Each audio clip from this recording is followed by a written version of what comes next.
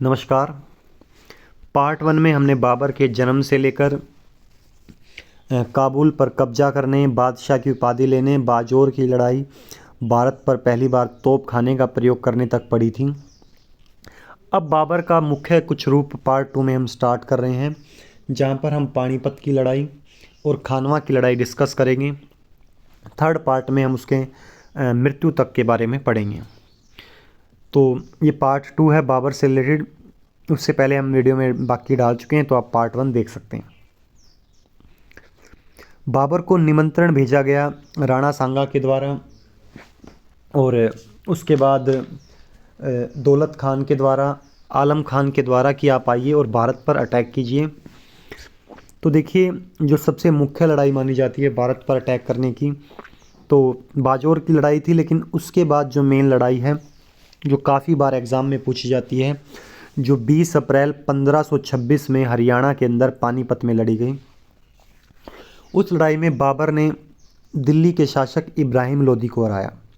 तो आपको याद रखना है, पानीपत की प्रथम लड़ाई 20 अप्रैल 1526 दिल्ली के शासक इब्राहिम लोदी और बाबर के बीच हुई। तो देखिए, बाबर के पास काफ़ी विशाल सेना थी, लेकिन बाबर के पास सेना इब्राहिम लोदी से थोड़ी कम थी, लेकिन वेल ट्रेंड थी। एक अच्छी ताकतवर सेना थी जिन्हें अच्छे से ट्रेन किया गया था। और दूसरा माना जाता है कि लड़ाई जीतने का कारण बाबर ने तोप खाने का प्रयोग व तुलगमा रण पद्धति का प्रयोग किया था। और तुलगमा रण पद्धति वह उज्बेकों से सीख कर आया था। देखिए, तुलगमा रण पद्धति क्या होती है। बाबर सबसे स्टार्टिंग में अपनी तोपों को खड़ा कर देता था, मैं आपको बता देता हूँ, और इस तरफ अपने घुड़सवारों को खड़ा कर देता था, और पीछे बाबर अपने हाथियों को लेकर चलता था। लेकिन उस तरफ क्या हुआ, सामने एलिफेंट थे इब्राहिम लोदी की सेना में, और इधर सैनिक थे।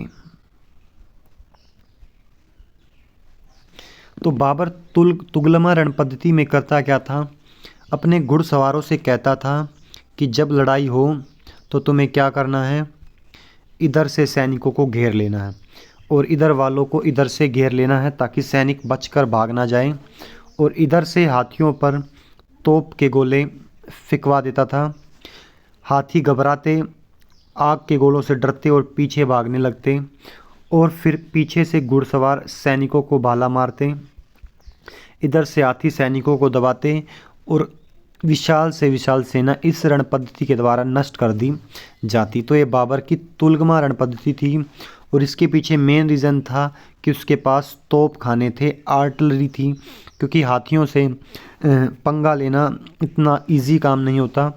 तो आर्टिलरी बड़े बड़े गोले फेंकती, हाथी घबराते, पीछे भागते, अपने ही सैनिकों को कुचलते, उसके पीछे फिर दूसरे सेना के सैनिक रहते और जो बालों से आँख पैर सब में मारते, और ऐसे करके हार जाते। तो इसी के साथ ऐसा हुआ।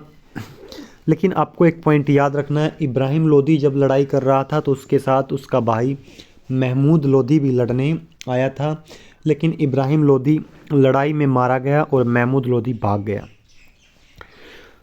फिर उसके बाद एक मुख्य कारण आता है कि भाई इब्राहिम लोदी ने लड़ाई से पहले विक्रमजीत ग्वालियर के राजा को और उसके परिवार को अपने राज्य में बंदी बना रखा था। लेकिन बाबर ने लड़ाई जीतने के बाद ग्वालियर के राजा को तुरंत, विक्रमजीत सिंह को तुरंत छोड़ दिया। और विक्रमजीत जो ग्वालियर के शासक थे, उन्होंने खुश होकर बाबर को कोई नूर हीरा गिफ्ट में यानी तोहफे में दिया। ये काफ़ी इम्पोर्टेंट है। उसके बाद बाबर फर्स्ट टाइम इतनी बड़ी लड़ाई जीता था, दिल्ली पर उसका शासन शुरू हो गया था। तो उसने दिल्ली से जो भी धन लूटा, अपने सिपाहियों, अपनी सेनाओं में जमकर बांटा। खुद अपना एक रौब नहीं दिखाया, ताकि सैनिक खुश हो जाएं। और इस युद्ध के बाद उसने कलंदर की उपाधि ली। कलंदर मतलब होता है दान देने वाला, खुलकर बांटने वाला।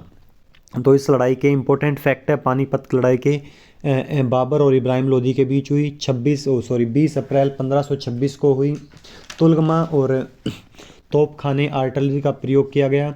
इब्राहिम लोदी भाग गया, महमूद लोदी मारा गया। ऐसे काफ़ी फैक्ट है। लेकिन विक्रमजीत ने कोहिनूर हीरा दिया, तो आपको ये पॉइंट याद रखना पड़ेगा। धन लूटकर सिपाहियों में बांटा, ये भी आपको याद रखना पड़ेगा। और युद्ध के बाद कलंदर की उपाधि ली। अब बाबर दिल्ली पर कब्जा कमाने के साथ उसे अब राजस्थान भी लड़ाई लड़नी थी।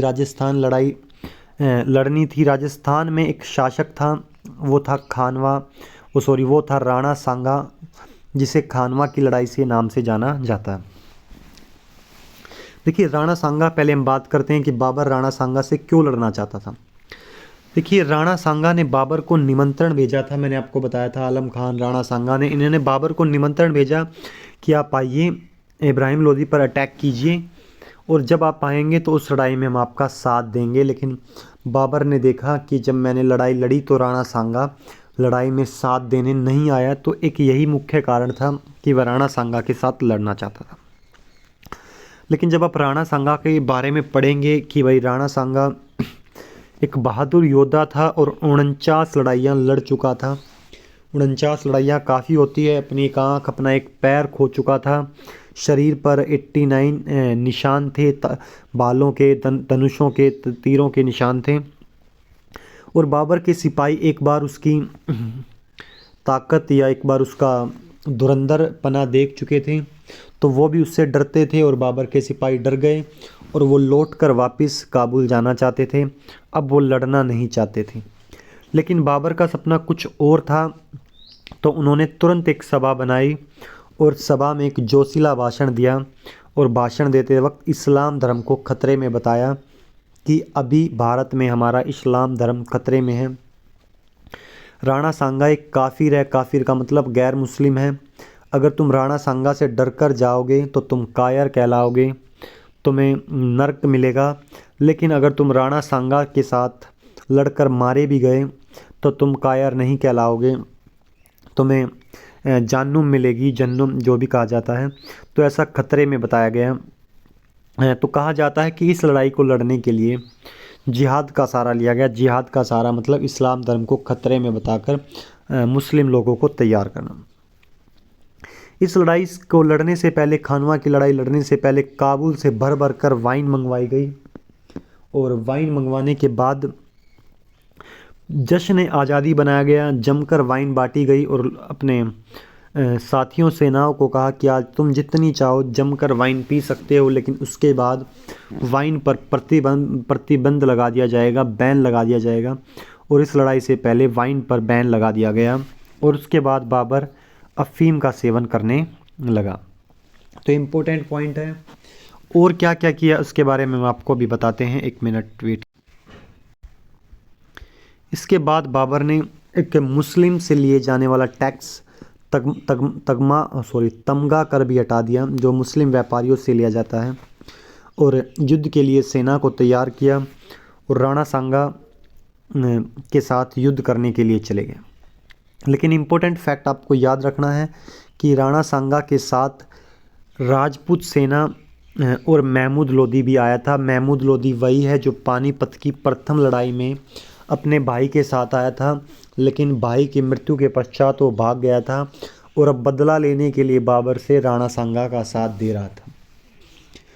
कहा जाता है कि भाई लड़ाई में एक तीर राणा सांगा की आंखों में लगा। उसका हाथी बड़ा समझदार था और राणा सांगा को लेकर युद्ध के मैदान से भाग गया।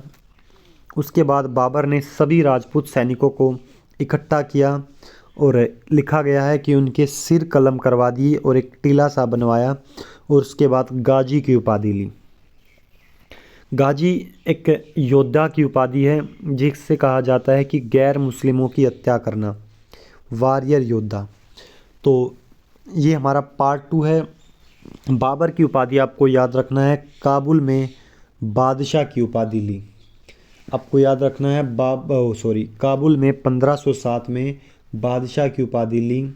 उसके बाद पानीपत की लड़ाई के बाद कलंदर की उपाधि ली, और खानवा की लड़ाई के बाद गाजी की उपाधि ली। सबके अपने अपने मीनिंग है, तो आपको याद रखना है। कलंदर दान देने वाला।